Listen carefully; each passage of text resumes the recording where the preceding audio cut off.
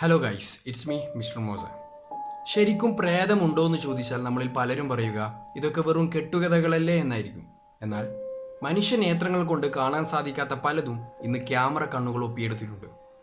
അങ്ങനെയുള്ള പ്രേതം പതിഞ്ഞ 5 ചിത്രങ്ങളെക്കുറിച്ചും അതിൻ്റെ ദുരൂഹതകളെക്കുറിച്ചുമാണ് ഞാൻ ഇന്ന് പറയാൻ പോകുന്നത്. So welcome to my YouTube channel.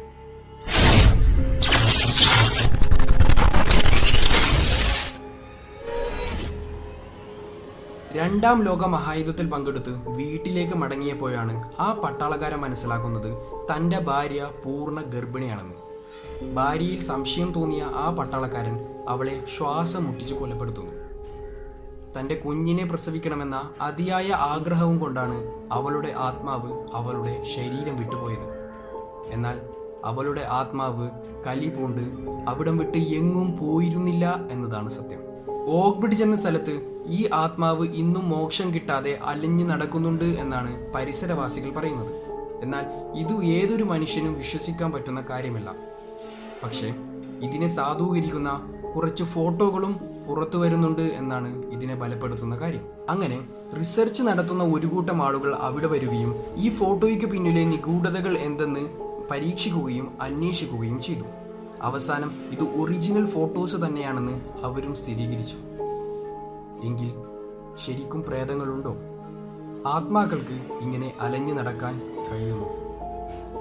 ഇന്നും ദുരൂഹതകൾ ബാക്കി.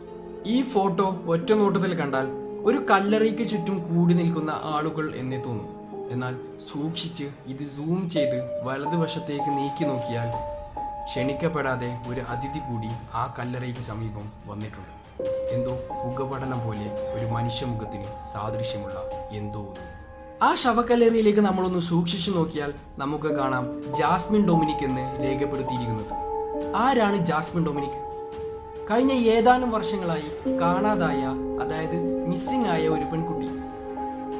അവളെ കാണാതായതിന് 5 വർഷങ്ങൾക്ക് ശേഷമാണ് അവരുടെ പാരൻസ് പോലീസിൽ റിപ്പോർട്ട് ചെയ്യുന്നത് മിസ്സിംഗ് ആണെന്ന് പറഞ്ഞു.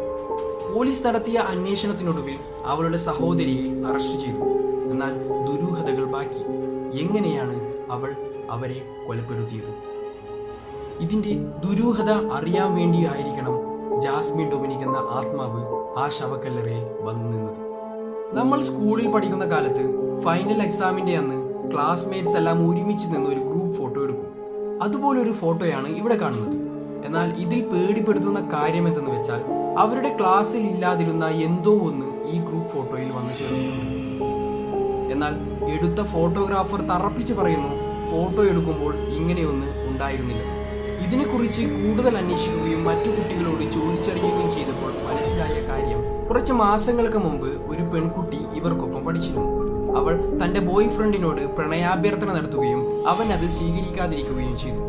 ഈ സങ്കടം കാരണം അവൾ ആ സ്കൂൾ കെട്ടിടത്തിന്റെ 4ാം നിലയിൽ കയറി താഴേക്ക് ചാടി ആത്മഹത്യ ചെയ്യുകയാണ് ഉണ്ടായത്. ആ പെൺകുട്ടിയുടെ രൂപസാദൃശ്യം ഈ കാണുന്ന വിചിത്ര രൂപത്തിന് ഉണ്ട് എന്നാണ് ഭൂരിഭാഗം കുട്ടികളും തറപ്പിച്ച് പറയുന്നത്. മാത്രവുമല്ല, അവൾ ചാടി ആത്മഹത്യ ചെയ്ത ആ കെട്ടിടത്തിൽ നിന്നും എന്തൊക്കെയോ വ്യത്യസ്ത രീതികളിലുള്ള ശബ്ദങ്ങൾ കേൾക്കാറുണ്ടെന്നും കുട്ടികൾ പറയുന്നു. ഒരുപക്ഷെ തന്റെ സുഹൃത്തുക്കൾക്കൊപ്പം ഒരു ഫോട്ടോ എടുക്കണമെന്ന ആഗ്രഹത്തോടു കൂടി അവളുടെ ആത്മാവ് കയറി നിന്നതാവാം ആ ഫോട്ടോയിൽ. തന്റെ തിരക്കേറിയ ജോലിക്കിടയിൽ കുറച്ച് ദിവസം തന്റെ കുടുംബത്തിനോടൊപ്പം ചെലവഴിക്കണമെന്ന് അയാൾ ആഗ്രഹിച്ചു. അങ്ങനെ കുറച്ച് ദിവസം ലീവ് എടുത്ത് തന്റെ കുടുംബത്തിനോടൊപ്പം ബീച്ച് കാണാൻ പുറപ്പെടുന്നു. അവിടെ ചെന്ന് ഒരുപാട് ഫോട്ടോസൊക്കെ എടുത്തതിന് ശേഷം അവർ വീട്ടിൽ തിരിച്ചെത്തി. എന്നിട്ട് ആ ഫോട്ടോകളൊക്കെ ഒന്ന് പരിശോധിക്കുന്ന സമയത്താണ് അവർ ഈ അത്ഭുത കാഴ്ച കാണുന്നത്.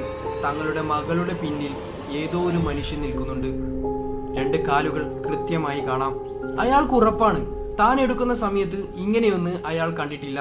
പിന്നെ എവിടുന്ന് വന്നു? അവർക്കറിയില്ലായിരുന്നു അവർ ഫോട്ടോ എടുക്കാൻ വന്ന് നിന്നത് ആത്മാക്കളുടെ ശവപ്പറമ്പിലാണെന്ന്. അതെ, കുറച്ച് വർഷങ്ങൾക്ക് മുമ്പ് ഏതാനും ചില മനുഷ്യരുടെ ശവശരീരം ആ കരയ്ക്ക് അടിഞ്ഞിരുന്നു, ആ കടപ്പുറത്ത്.